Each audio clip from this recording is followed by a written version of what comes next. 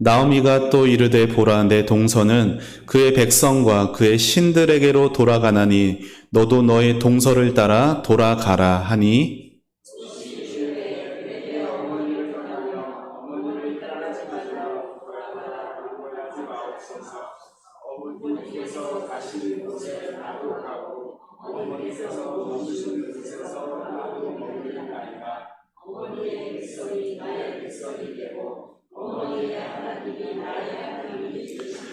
어머니께서 죽으시는 곳에서 나도 죽어 거기 묻힐 것이라. 만일 내가 죽는 일 외에 어머니를 떠나면 여호와께서 내게 벌을 내리시고 더 내리시기를 원하나이다 하는지라. 함께 있습니다. 나오미가 룻이 자기와 함께 가기로 굳게 결심함을 보고 그에게 말하기를 그치니라. 아멘. 우리 앞뒤에 좌우 계신 분들과 반갑게 인사하겠습니다. 사랑하고 축복합니다.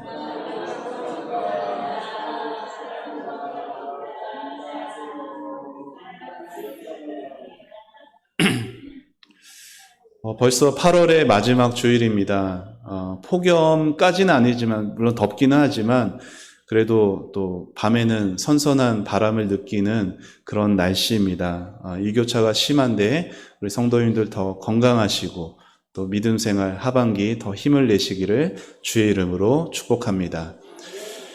세 사람이 달리기 시합을 했습니다. 누구와 달리기 시합을 했냐면 예수님과 달리기 시합을 했다고 합니다. 세 사람이니까 등수가 있을 거예요. 첫 번째 사람은 예수님보다 결승 지점에 조금 더 빨리 들어와서 1등을 차지했습니다. 두 번째 사람은 예수님과 함께 꼬린 지점에 들어왔고 세 번째 사람은 예수님보다 조금 늦게 꼬린 지점에 들어왔습니다. 시합이 끝난 후에 그들에게 각각 다음과 같은 명칭이 주어집니다. 첫 번째 사람은 주님보다 앞서 들어온 이 사람에게 주님을 예비하는 사람, 그리고 주님과 같이 들어온 사람은 주님과 동행하는 사람, 주님보다 조금 더 늦게 들어온 사람은 주님을 뒤따르는 사람. 예수님과 달리기 시합을 한 세 사람 모두 이렇게 나름의 칭찬을 받은 거예요. 결승 지점에 예수님보다 먼저 들어왔건 같이 들어왔건 늦게 들어왔건 그들 모두 칭찬을 받았습니다. 여러분, 이들이 칭찬을 받은 이유는 그들 모두 예수님과 함께 했기 때문이에요. 주님과 함께 할 때 때로 속도가 늦더라도 그렇게 칭찬을 받는 겁니다. 그래서 경주에서 이기고 지는 것보다 중요한 것은 누구와 함께 하느냐인 것이죠. 오늘 이 자리에 예배하는 여러분들에게 그렇게 주님과 함께 하시는 복이 충만하시기를 주의 이름으로 축원합니다. 오늘 우리가 읽은 이 말씀에는 하나님이 함께 하시는 두 여인이 나오는데요. 그들의 이름은 나오미 그리고 룻입니다. 나오미와 룻의 관계는 시어머니와 며느리의 관계죠. 그런데 오늘 15절을 보니까 시어머니 나오미가 며느리인 룻을 향해 자기를 떠나 고향으로 돌아가라 강하게 권면하고 있어요. 우리 15절을 한 번 더 같이 읽겠습니다. 시작.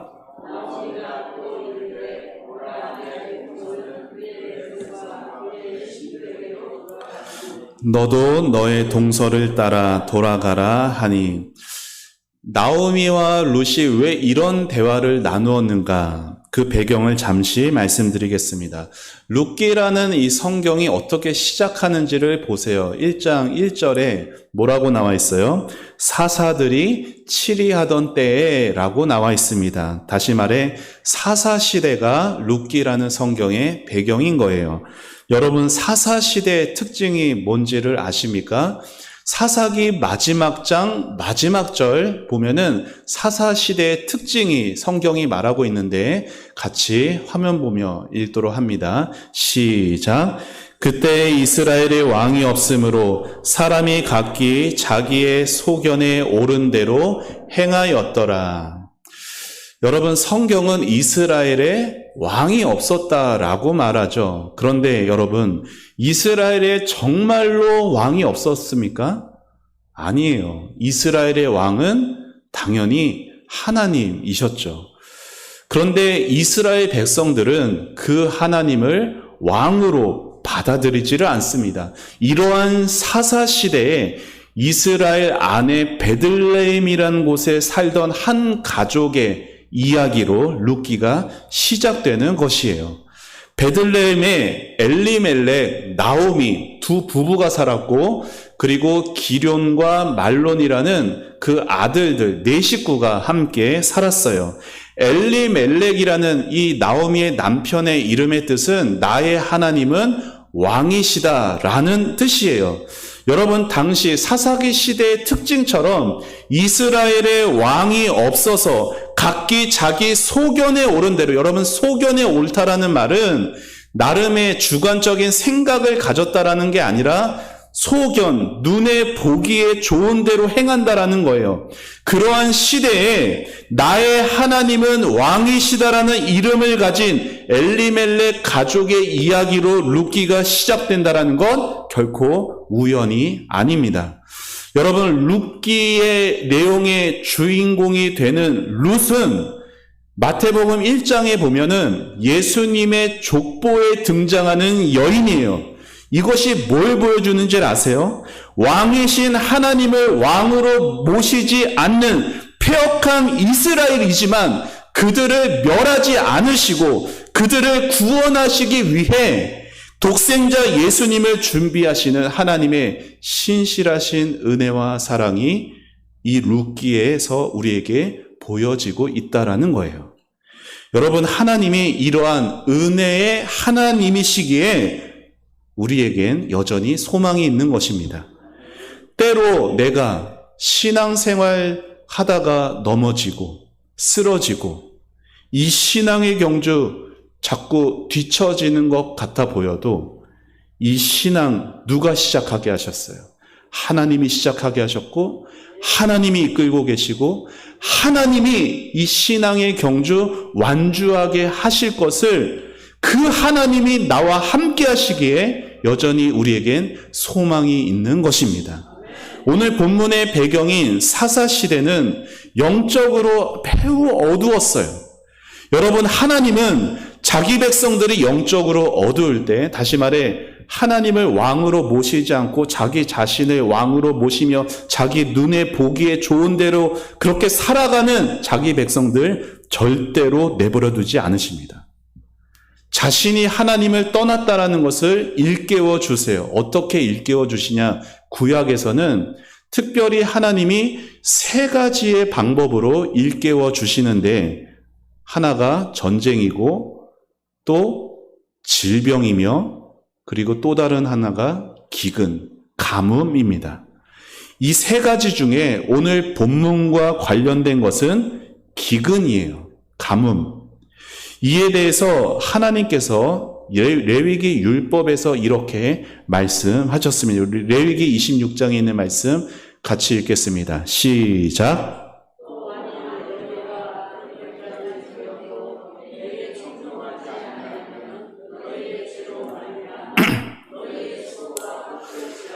땅은 그 산물을 내지 아니하고 땅의 나무는 그 열매를 맺지 아니하리라. 또 너희가 그렇게까지 되어도, 그렇게까지 된다라는 건 그렇게까지 죄를 범하며 나를 떠나도, 하나님을 왕 삼지 않아도 내게 청종하지 않으면, 하나님 말씀에 귀 기울이지 않으면 하늘을 철과 같이 하겠다.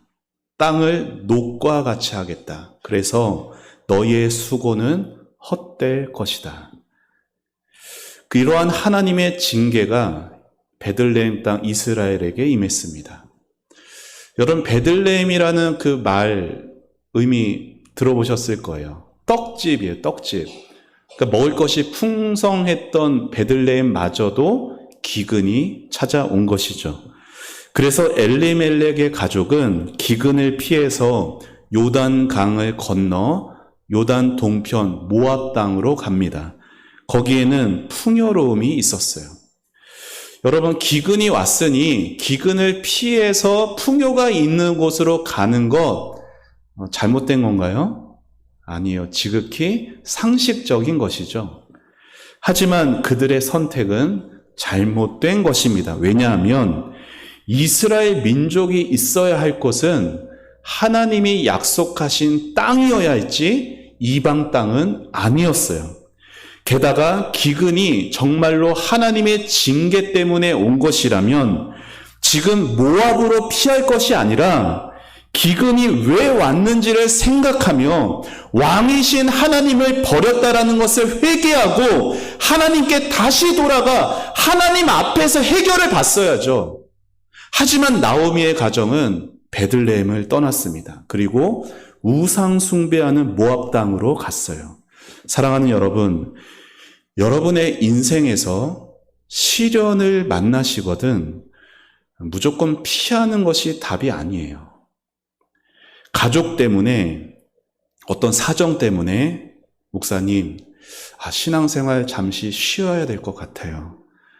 그렇게 하나님을 떠나는 것은 절대 잘못된 선택입니다. 하나님은 지금 여러분이 있는 곳에서 하나님과 씨름하며 여러분이 옳은 선택하기를 원하세요. 피한다고 해서 달라지는 것 아무것도 없습니다. 그러니 삶의 시련이 찾아올 때 그 문제 해결하기 위해 썩어지고 사라져버릴 이 세상의 것 의지하지 마시기를 바랍니다. 하나님이 함께하는 사람은 모든 상황 속에서 하나님을 먼저 찾는 사람이라는 것을 늘 기억하시기를 바랍니다. 여러분, 나오미의 가정은 베들레헴의 기근으로 약속의 땅인 이스라엘을 떠나는 잘못을 저질렀어요. 그리고 잘못은 반드시 또 다른 잘못으로 이어지기 마련입니다. 이 나오미의 가정이 또 다른 잘못을 범했으니 그게 뭐냐? 모압 여인들을 며느리로 맞은 거예요. 엘리멜렉과 나오미 부부는 이스라엘 두 가지를 선택했어야 됐어요. 뭐요? 하나는 이스라엘로 다시 돌아갈 때까지 자녀를 결혼시키지 않던가, 아니면 이스라엘에서 며느리 될 사람을 데리고 왔어야 했어요. 그러나 두 아들들은 당시 그모스라는 우상을 섬기는 그 모압 땅의 여인들을 아내로 맞이했습니다. 어쩌면 모압으로 출발할 때는 이 네 식구가 거기서 잘 살 거라 기대했을지도 모릅니다. 하지만 세월이 흘렀어요. 한 10여 년 정도 흐른 것으로 보입니다. 한 10년 정도가 흐르는 동안 모압 땅에서 집안의 가장인 엘리멜렉이 죽습니다. 그리고 그 아들들인 기럯과 말론도 죽어요. 아들에겐 자녀들도 없었어요. 이제 누가 남았냐? 시어머니 두 며느리밖에 안 남았습니다. 여러분, 남편도 없고 두 아들마저 잃은 나오미의 심정은 어땠을까요? 나오미라는 이름의 뜻이 무엇인지 아세요? 기쁨이에요. 즐거움.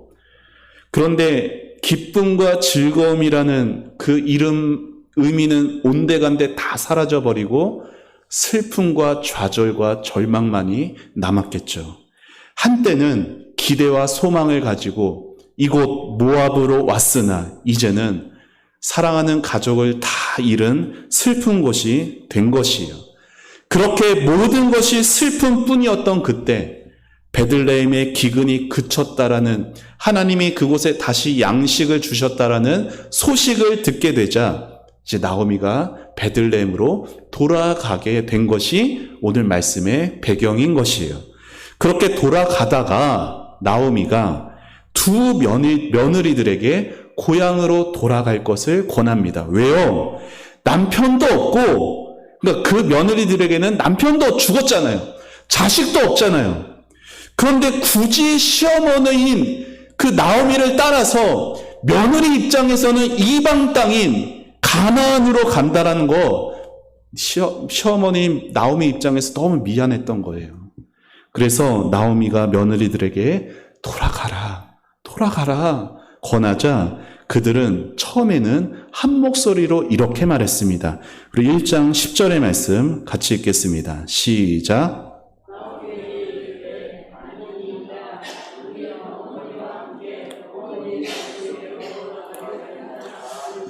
아멘. 여러분, 얼마나 아름다운 모습이에요. 그쵸? 남편도 없고 자식도 없는데 이 시어머니 혼자 돌아가게 하지 않겠다라고 며느리들이 이렇게 대답한 것을 보면 참 오늘날 보기 힘들 만큼 고부간의 사이가 참 아름다웠던 것을 보게 되죠. 그렇게 어머님과 함께 어머님의 백성에게로 가겠다, 감동적인 얘기를 이 시어머니가 들었지만 나오미는 다시 그들에게 고향으로 갈 것을 권면합니다. 두 번째로 설득하자 두 며느리 중에 한 사람, 오르바 며느리의 마음이 흔들렸어요. 그리고 그녀는 결국 모압으로 돌아갑니다. 며느리는 가진 것도 없었고 앞날이 깜깜했죠. 그리고 들어보셨겠지만 성경시대의 과부는 사람이 살만한 그런 형편이 아닙니다. 지금은 과부가 되어도 남편이 없고 자식이 없어도 얼마든지 여성들 경제활동 잘하실 수 있지만 그 당시의 과부는요, 아무 도움받을 곳도 아무런 의지할 곳도 없는 그러한 힘든 삶을 살아야 했기 때문에 모압 친정으로 돌아가라는 이 나오미의 권면은 참으로 앞뒤가 맞는 상식적인 말이었어요. 여러분 중에는 이렇게 생각하실 분이 있을지 모릅니다. 고향으로 돌아가는 게 낫지. 그래서 좀 친정 식구들에게 위로도 받고 고향에서 좋은 사람도 만나서 다시 새 출발하는 것이 더 좋지 않겠는가 생각할지도 모릅니다. 예, 오르바는 고향에서 잠시 위로를 얻었을지도 몰라요. 하지만 그녀는 영원한 위로는 버린 겁니다. 왜냐하면 모압에는 하나님이 안 계시기 때문이에요. 그모스라는 우상을 섬기는 모압에는 하나님도 없고 하나님의 말씀도 없습니다. 거기에는 하나님께 예배하는 사람 아무도 없었어요. 때문에 오르바가 고향으로 돌아간다라는 것은 단지 친정 식구에게 가는 것이 아니라 우상에게 돌아간다는 것이고 하나님을 떠난다는 것이에요. 그러면 여러분, 이 사실을 오르바가 몰랐을까요? 아니요. 오르바는 알았습니다. 자신이 다시 모압으로 돌아가면 하나님을 떠나게 될 것 알았어요. 하지만 앞이 막막한 삶을 하나님 하나만 보고는 선택 못하겠다는 거예요. 그녀는 하나님 없는 평탄한 삶을 선택한 것입니다. 여러분, 여기서 우리는 중요한 진리를 발견하게 돼요. 그것은 저를 한번 따라해 보실까요? 어디로 가느냐보다 누구와 함께 하느냐가 중요하다. 오르바는 결혼해서 10여 년 동안 나오미 가족들과 함께 살았어요. 그 10년 동안 시댁 식구들에게서 성경의 내용들을 많이 들었겠죠. 하나님이 이런 분이십니다. 하나님이 이러한 일을 하셨습니다. 하나님은 장차 메시아 구원자를 통해 우리 모두를 구원하실 그 복음을 이 오르바는 들었다고요. 하지만 그가 내린 최종 선택이 뭐예요? 하나님을 떠나는 것이었습니다. 여러분, 우리는 이 오르바의 모습을 보면 신약 성경에 나오는 한 청년이 기억나요. 누구냐면 부자 청년. 예수님께 부자 청년이 나왔어요. 선생님, 어떻게 하면 영생을 얻을 수 있겠습니까? 그는 영생에 관심이 많았고 어려서부터 율법도 나름 열심히 잘 지켰던 자였죠. 돈도 많았어요. 그런데 재산을 모두 팔아서 가난한 자들에게 주고 너는 나를 따르라 예수님 말씀하시자 그는 근심하면서 예수님을 떠나 버렸습니다. 오늘날 많은 사람들이 이와 같은 거예요. 많은 사람들이 신앙생활을 하면서 자기 나름대로 예수님을 믿고 따라요. 하지만 예수님을 위해 다른 것들을, 내 것을 버릴 만큼 예수님 사랑하지는 않아요. 예수님을 싫어하지는 않지만 예수님을 사랑하지는 않는다고요. 여러분, 이러한 신앙생활의 결국이 예수님을 떠나는 삶입니다. 예수님을 그냥 내가 선택해서 천국에 가야 하니까, 내가 이 땅에서 좀 복을 받아야 되니까 예수님을 그냥 필요로만 하는 사람은 결정적인 순간에 예수님을, 하나님을 떠나게 되는 거예요.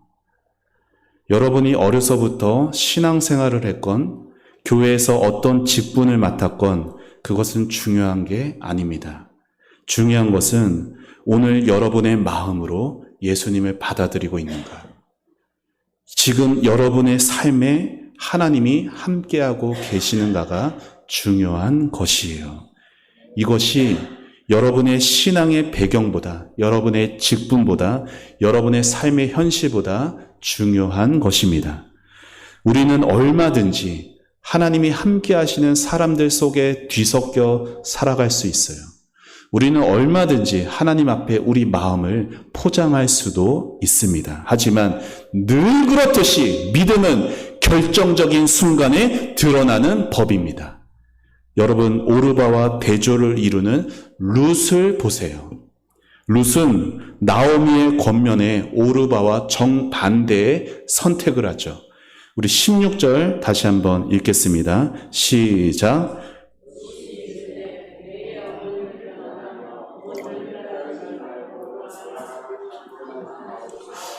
어머니께서 가시는 곳에 나도 가고 어머니께서 머무시는 곳에서 나도 머물겠나이다. 어머니의 백성이 나의 백성이 되고 어머니의 하나님이 나의 하나님이 되시리니. 아멘. 룻에게는 분명 나오미를 향한, 시어머니를 향한 사랑이 있었을 거예요. 하지만 오늘 말씀에서 룻이 시어머니와 함께 베들레헴으로 가겠다 결단한 것은 단지 시어머니에 대한 사랑, 아니면은 의리, 이런 것 때문만은 아니었습니다. 왜요? 룻의 고백에 뭐가 있어요? 어머니의 하나님이 나의 하나님이 되십니다. 룻에게는 동서인 오르바에게는 없었던 하나님을 향한 신앙이 있었습니다. 룻은 우상을 섬기는 자기가 평생을 살아온 모압 땅이 아니라 하나님이 약속하신 땅 베들레헴에 가기로 선택했어요. 룻이 오르바보다 더 나은 선택을 한 것이에요. 나오미는 룻에게도 동서인 오르바처럼 너희 고향으로 돌아가라 권했어요. 강권했어요. 모압에는 룻을 아껴주는 친정 식구들이 있었어요. 거기서 풍족하게 룻은 먹고 누리면서 위로를 얻을 수 있었죠. 하지만 룻은 베들레헴을 선택합니다. 왜요? 모압에는 눈에 좋아 보이는 것들이 있었지만 거기에는 하나님이 계시지 않았어요. 반면에 베들레헴에는 과부로서 아무것도 보장된 것이 없었고 앞날이 캄캄했지만 거기에는 하나님이 계시다는 것을 믿었습니다. 그래서 룻은 하나님을 선택한 것이에요. 여러분, 여기에 하나님의 놀라운 은혜가 있습니다. 한평생을 모압 땅에서 우상을 섬기며 살던 한 사람을 이제 하나님을 섬기겠다고, 하나님을 예배하겠다고, 하나님의 말씀을 듣겠다고 하나님이 계시는 베들레헴으로 굳게 결심하고 있는 것이에요. 과부가 되었어요. 자식이 없어요. 가진 것이 없어요. 아무 보장이 없는 곳임에도 거기로 가기로 굳게 결심하고 있는 것입니다. 왜 룻이 세상의 위로가 있는 고향으로 돌아가지 않고 아무것도 보이지 않는 베들레헴으로 가려고 합니까? 거기에 하나님이 계시기 때문에, 거기에 달고 오묘한 하나님의 말씀이 있기 때문에, 거기에서 하나님을 예배할 수 있기 때문입니다. 이처럼 하나님의 은혜는 하나님을 선택하는 삶을 살아가게 하는 것이에요. 여러분, 하나님 없이 살던 사람도 세상 부귀 명예를 버리고 하나님을 선택하도록 역사하는 것이 하나님의 은혜입니다. 그리고 하나님의 은혜로 하나님을 선택하는 그 작은 선택의 발걸음들은 더 큰 하나님을 선택하는 순종의 삶으로 인도하는 것이에요. 죄는 더 큰 죄로 인도하고 은혜의 삶은 더 큰 은혜의 삶으로 인도하는 것이 신앙의 원리인 것입니다. 미국의 패스트푸드점 가운데 기독교 기업이 있어요. 우리나라에도 패스트푸드가 많이 있죠. 맥도날드라던가 버거킹이라던가 이러한 많은 패스트푸드점이 있는데 칙필레라는 닭고기를 파는 기업이 있습니다. 이 칙필레, 우리나라 사람들은 잘 모르지만 미국 사람들에게 8년 연속 소비자 지수 1등을 차지했던 기업이에요. 그러니까 우리가 이케아는 모든 패스트푸드보다 월등히 더 높은 점수를 받은 곳인데 칙필레 기업이 기업 운영에서 항상 철칙으로 정한 것이 있습니다. 그것은 주일 성수예요. 음식 장사를 하는 가게가 주말에, 특히 주일날, 공휴일날 사람이 가장 많이 오는데 주일날 문을 닫습니다.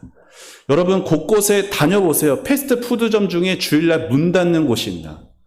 근데 미국에는 이 칙필레 매장은 전국에 3,000개가 넘는 매장들이 있는데 다 일제히 주일날 문을 닫아요. 왜요? 주일은 모두가 신앙과 가족과 이웃을 위해 써야 할 시간이라는 그 성경의 가르침을 선택했기 때문인 것이에요. 미국의 전역에 3,000개가 넘는 매장들이 있기에 주일날 하루, 일주일에 52번 문을 닫음으로 인해서 이 칙필레라는 기업의 매출의 손해는 연간 1조 원이에요. 1조 원의 매출의 손해를 감수하고서라도 칙필레 기업은 기꺼이 하나님을 선택했습니다. 한 일간지 인터뷰에서 이 칙필레 오너가 이런 말을 해요. 주일날 사람들이 쇼핑몰로 몰려들어 주위가 온통 부산스러울 때 당신은 칙필레 매장이 닫혀 있는 것을 보게 될 것입니다. 그것은 하나님을 향한 우리의 고요한 신앙 고백입니다. 그리고 소비자 1등을 계속해서 가고 매출도 미국 전체에서 패스트푸드점 레스토랑 가운데 1위를 달성해 가자 또 이러한 고백을 해요. 하나님께서 우리 사업을 축복하신다는 사실에 감사합니다. 이곳을 세우신 아버지는 이 사업을 성경적 원칙의 기초에 세우셨고 사업의 모든 결정을 성경적 가르침에 따라 행해 오셨습니다. 저희 자녀들은 하나님의 말씀으로 그렇게 가르침을 받았고 그래서 지금도 사업에서 그것을 실행할 수 있었습니다. 사랑하는 여러분, 하나님의 선택하는 삶에는 하나님의 복이 임합니다. 물론 그 복은 이 땅에서만 잘 먹고 잘 사는 복은 아닐 것이죠. 하나님을 선택하는 성도에게 임하는 복은 하나님이 함께 하시는 복이에요. 그리고 하나님을 나의 하나님으로 내 마음에 모시게 되는 복입니다. 여호와가 나의 목자가 되실 때에 내 삶에 아무런 부족함이 없게 되는 겁니다. 바라기는 여러분의 삶에 하나님을 선택하는 하나님의 은혜가 임하시기를 축복합니다. 그래서 직장을 선택하실 때도 연봉이 어떻고 복지가 어떻고 보다 정말 내가 온전히 주일 성수를 할 수 있느냐, 이것이 직장을 선택하는 데 여러분의 기준이 되시기를 바라요. 자녀들이 공부를 할 때도 주일날 시험 기간에 학원에 가서 점수 조금 올라가는 것보다 어려서부터 주일은 거룩하게 하나님께 예배하는 날이니 어려서부터 신앙의 구별이 되어서 그렇게 믿음으로 자라게 자녀를 키워 가실 수 있는 믿음의 부모님, 믿음의 할머니, 할아버지들이 되시길 주의 이름으로 축복합니다. 그렇게 하나님을 선택하며 하나님이 세우신 기준에 따라가는 삶이 우선이 될 때 우리의 모든 삶, 우리가 하나님께 헌금을 드리고 우리가 하나님께 봉사를 하고 하나님을 위해서 살아가는 모든 신앙에 하나님이 귀한 복이 임하게 되는 것입니다. 요셉이 애굽으로 끌려가서도 감옥 안에 갇힐 때에도 하나님은 언제나 요셉과 함께 하셨습니다. 왜요?